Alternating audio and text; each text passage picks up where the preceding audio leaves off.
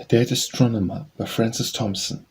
Stay amorous, starward gone, what art, what woe didst gaze upon? Passed through the golden garden sparse, foreseest the garden of the stars. She about whose moon at brows 7 stars make 7 glows, 7 lights for 7 woes, she like a wine-on galaxy, or lustres in one purity. What say'st thou, astronomer, and thou didst discover her? In the handest tube let fall, thou foundst the fairest star of all. A May Burden by Francis Thompson. For meadow ways as I did tread, the corn grew in great lustihead, and hey, the beech is boogled. But God is fey, but God is fey, it is the month, the jolly month, it is the jolly month of May. God ripe the wines and corn, I say, and wenches for the marriage day, and boys to teach love's comely play. But God is fey, but God is fey, it is the month, the jolly month, it is the jolly month of May. As I went down by lane and lea, the daisies reddened so putty. Blushets, I said, I will to say, by God is fie, by God is fie. The thing ye think of in this month, hey ho, this jolly month of May.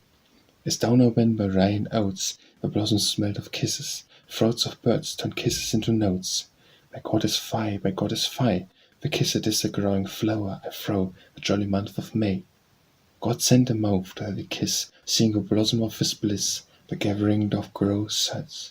By God is fey, by God is fey, the broke garland pushes all aslant tells, but I tell not a wanton May. A Question by Francis Thompson. O bird with heart of a sail, that toss the bacchic branch, and slip your shaking music, and elfin avalanche. Come tell me, oh tell me, my poet of the blue, what's your thought of me, sweet? Here's my thought of you. A small thing, wee thing, a bone fleck of naught, but winging and singing, but who could have thought? A small thing, a wee thing, a brown amid the whiffle, that fly a pitch more azure because you're so small. But I'm a small thing, my angels discries, though winging and singing, but who could surmise? Are small things, are wee things, are the poets all, whose too is the more azure because they're so small. The angels hang watching the tiny man thinks, the dear speck of flesh see with such dying wings. Come, tell us, oh tell us, the strange mortality, what's the thought of us, dear? Here's our thought of we. I like you tall angels, I can't think so high. I can't think what it feels like not to be I. Come tell me, oh tell me, my poet of the blue, what's your thought of me, sweet? Here's my thought of you. After her going by Francis Thompson. For after even, I did her walk, indeed in her even, for nothing of me or around, but absent she did leaven, felt in my body as its soul, and in my soul its heaven. A me my very flesh turned soul, I sensed, I sighed with bliss. The blackbird hailed his lutany, or fragrant fruit of bliss, nothing stilled were as a maid, sweet with a single kiss. Her grief of perfect fairness, Eve could nothing do but smile. At time was far too perfect fair, being but for a while, and in me to happy grief blinded herself with smile. The sunset at its radiant heart had somewhat unconfessed. A bird with love of speech, its song half refluent on its breast, and made melodies toying with a note or two at best. And she was gone, my soul, my fair, I saw my fair was gone. Methinks, throughout the world, 'twere right I had been sad alone, and yet such a sweet in all things' heart, and such a sweet in my own. At Lord's by Francis Thompson. It is little I repair to the badges of a southern folk, though my own red roses where may blow. It is little I repair to the badges of a southern folk, though red roses crest the caps, I know. The field is full of shades as I near the shadowy coast, and a ghostly batsman plays to the bowling of a ghost. They look through my tears on a soundless clapping host, as the run stealers flicker to and fro, on my hornby and my barlow long ago. Beginning of End by Francis Thompson.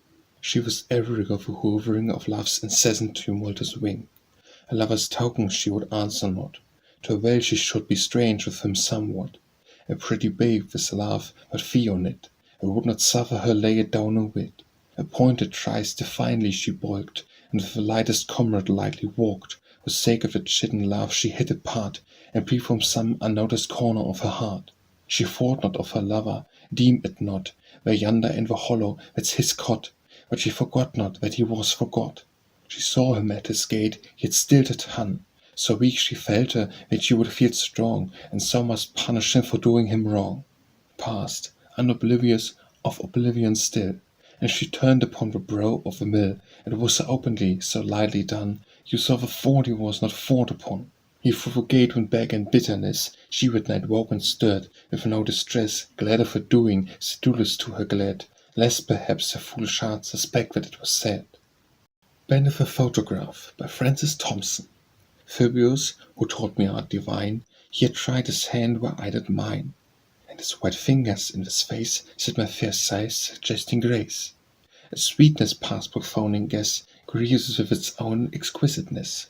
Whisper-like face its shadows bright, with meanings of sequestered light.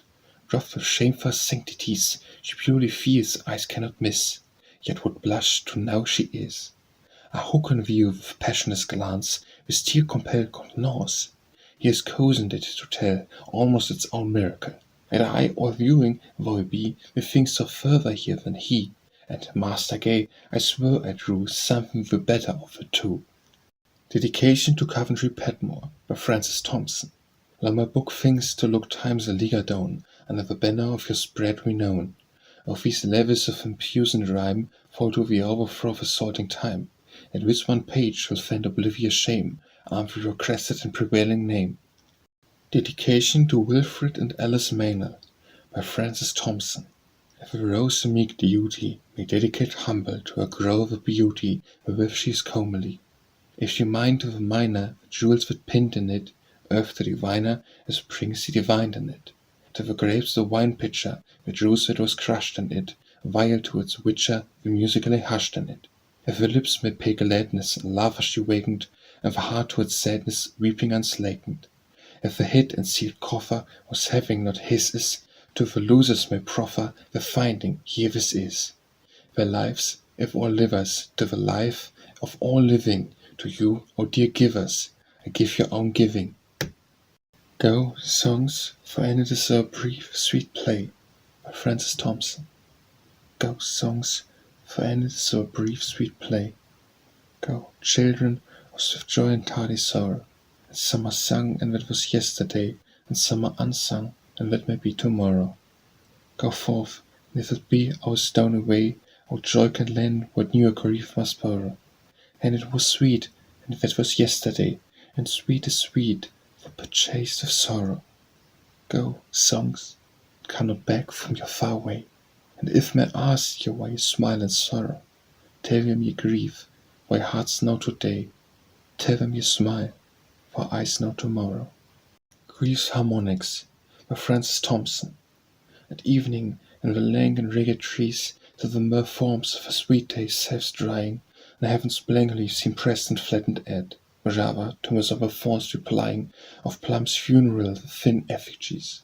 That hour when all our dead things seem most dead, and the death instant most and most undying, and the flesh aches at them, there stirred in me the babe of an unborn calamity, and its due time to be delivered.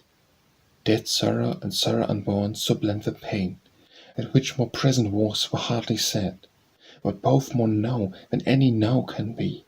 My soul like sackcloth did her body rend, and was than heaven content, that passed the chalice of his coming dread, or what foredrained, or bid me not redrain. So I have asked, who now my asking vain, woe against woe and elephant set over, that grief's soul transmigrates and lives again, and new pang out pangs incarnated. Heaven and Hell, by Francis Thompson.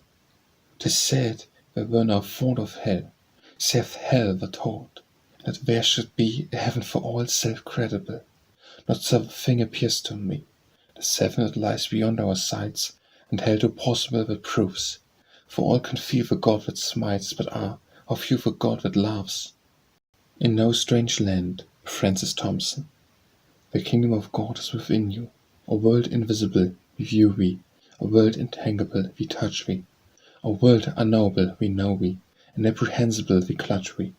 Does a fish soar to find the ocean, the eagle plunge to hear the air, and we ask of the stars in motion, they have a rumour of the where?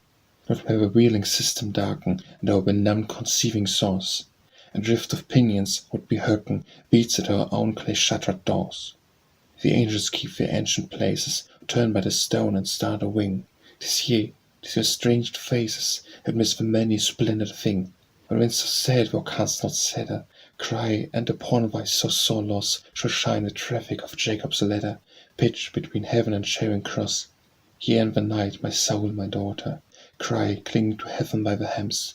And lo, Christ walking on the waters, not of Gennesareth, but Thames. Messages by Francis Thompson. What shall I your true love tell, forsaking maid? What shall I your true love tell, when life's spectres laid? Tell him that our side the grave maid may not conceive, life should be so sad to have, but so sad to leave. What shall I your true love tell, when I come to him? What shall I your true love tell, eyes growing dim? Tell him this, when you shall part from a maiden pined, and I see him with my heart, now my eyes are blind. What shall I your true love tell, speaking while askant? What shall I your true love tell, this white postulant? Tell him, love, with speech at strife, for last utterance safe. I who love with all my life, love with all my death. The end of it, by Francis Thompson. She did not love to laugh, but hated him for making her to laugh, and so women from passion taught misprison to begin. And all this sin was because love to cast out had no skill, self, which was against still. Her own self-will made void her own self's will. The Way of a Maid, by Francis Thompson. The lover whose soul shaking is in some new cumbilla of bliss, who feels his gradual waiting feet sink in some sudden hollow of sweet, mid love's use at converse comes sharp on the mood which all joy sums, an instant's fine compendium of a liberal-leaved writ of love. As the best pulse is beaten thick, at the exceeding joy and quick, is stumped by aiming utterance great up to the miracle of his fate. A wise girl such a carrion fall, saved by confidence which she's small, as what no kindred word will fit, is uttered best by opposite. Love in the tongue of hate expressed, and deepest anguish in a jest, feeling the infinite must be best said by triviality. Speaks the expression, baits its wings, just happy alien little things. What of all words is an excess implies in a sweet nothingness, with dailiest babble shows a sense, at full speech the full impotence. And while she feels the heaven lie bare, she only talks about her hair. To a Snowflake, by Francis Thompson. What heart could have thought you, passed through the vessel of filigree petal, fashioned so purely, fragilely, surely, for what paradisal, imagineless metal to cost you for cost? Who hammered you, wrought you, from Argentine vapor? God was my shaper, passing so missile, he hammered, he wrought me, from curved silver vapor, to lust of his mind. Or couldst not have thought me, so purely, so palely, thinly, surely, mightily, frailly, and sculpted and embossed with his hammer of wind and his graver of frost. To Olivia, by Francis Thompson. I fear to love thee, sweet, because love's the ambassador of loss. White flake of childhood, clinging so to my solid raiment, or shy snow, a tenderest touch will shrink and go. Love me not, delightful child. My heart by many snares beguiled has grown timorous and wild. It would fear thee not at all, but thou not so harm the small, because the errors, not yet dire, are still unbarbed with destined fire. I fear thee more than hadst thou stood full panoplied in womanhood. Where art thou come? By Francis Thompson. Friend, whereto art thou come? This verity of each that to the world said Olivet comes with no multitude, but alone by night. Lie with one talk of his lifted soul, seeking her that he may lay hands on her. Thus, and waits answers from the mouth of deed. Truth is the maid, whom manhood diversely, this as a spouse, that as a light or love to know, and having known to make his break. But woe to him that takes the immortal kiss, and as a state say in his housing life, mother of all his seed. So betrays not truth, the unbetrayable, but himself. And with his kisses, traitor craft, vehicle them of a plot of days he buys, to consummate his Judas' when with Judas' garden of despair.